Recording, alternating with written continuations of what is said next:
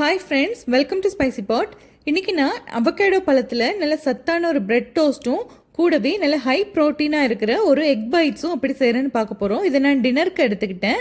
நீங்கள் இதை பிரேக்ஃபாஸ்ட்டாவோ இல்லை ஸ்நாக்ஸாவோ கூட செஞ்சு சாப்பிட்லாம், ரொம்ப நல்லாயிருக்கும். அதுக்கு நான் நல்ல பழுத்த ஒரு அவகேடோ பழத்தை எடுத்து இந்த மாதிரி நல்லா கட் பண்ணிவிட்டு உள்ளே இருக்கிற விதையை எடுத்துட்டு அதோட சத பகுதியை மட்டும் தனியாக எடுத்து வச்சுருக்கேன். நல்ல பழுத்த பழத்தை இந்த மாதிரி ஒரு ஃபோக் வச்சு மேஷ் பண்ணிட்டோம்னா இந்த மாதிரி நல்ல மாவாக வந்துடும்.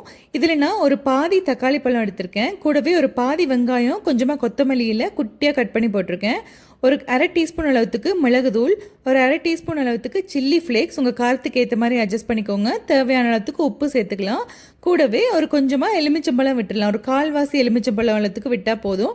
எல்லாத்தையும் சேர்த்து நல்லா மசிச்சு இந்த மாதிரி மேஷ் பண்ணி வச்சிடலாம். பாருங்கள், நல்ல க்ரீமியான ஒரு அவகேடோ ஃபில்லிங் ரெடி ஆகிடுச்சு. இப்போ இதை தனியாக எடுத்து வச்சுட்டு நம்ம 2 துண்டு பிரெட் எடுத்து தோசைக்கல்லில் போட்டு நல்லா வாட்டி எடுத்துடலாம். பாருங்கள், இந்த மாதிரி ஒரு சைட் திருப்பி போட்டுட்டு மேலே பட்டர் இல்லைன்னா நெய் அப்ளை பண்ணிக்கலாம். உங்களுக்கு பட்டர் விருப்பம் இல்லைன்னா நான் இன்றைக்கி பட்டர் எடுத்திருக்கேன். இந்த மாதிரி போட்டு நல்லா வாட்டி எடுத்துட்டோம்னா நல்லா கோல்டன் ப்ரௌன் கலரில் நம்மளோட பிரெட் டோஸ்ட் ரெடி ஆகிடும்.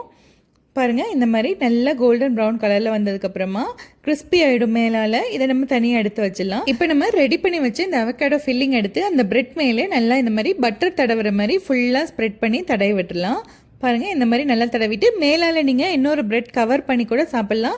இல்லைனா அப்படியே ட்ரையாங்கிளாக வெட்டிட்டு குறுக்கால வெட்டிட்டிங்கன்னா பார்க்குறதுக்கு ரொம்ப அழகாக இருக்கும். சர்வ் பண்ணுறப்ப எல்லாருமே விரும்பி சாப்பிடுவாங்க. நல்ல கலர்ஃபுல்லான பிரெட் டோஸ்ட் ரெடி. இப்போ அடுத்து நம்ம எக் பைட் செய்கிறதுக்காக ஒரு பவுலில் 4 முட்டையை உடைச்சி விட்டுக்கிறேன். பாருங்கள், 4 முட்டை எடுத்தாச்சு. அடுத்து இதில் நான் தேவையான அளவுக்கு உப்பு சேர்த்துக்கிறேன். மிளகுத்தூள் ஒரு அரை டீஸ்பூன் சேர்த்துக்கிறேன். கூடவே கொஞ்சமாக ஒரு அரை டீஸ்பூன் அளவுக்கு சீரகத்தூள் எடுத்துக்கிறேன். காரத்துக்கு ஏற்ற மாதிரி மிளகாய்த்தூள் எடுத்துக்கலாம்.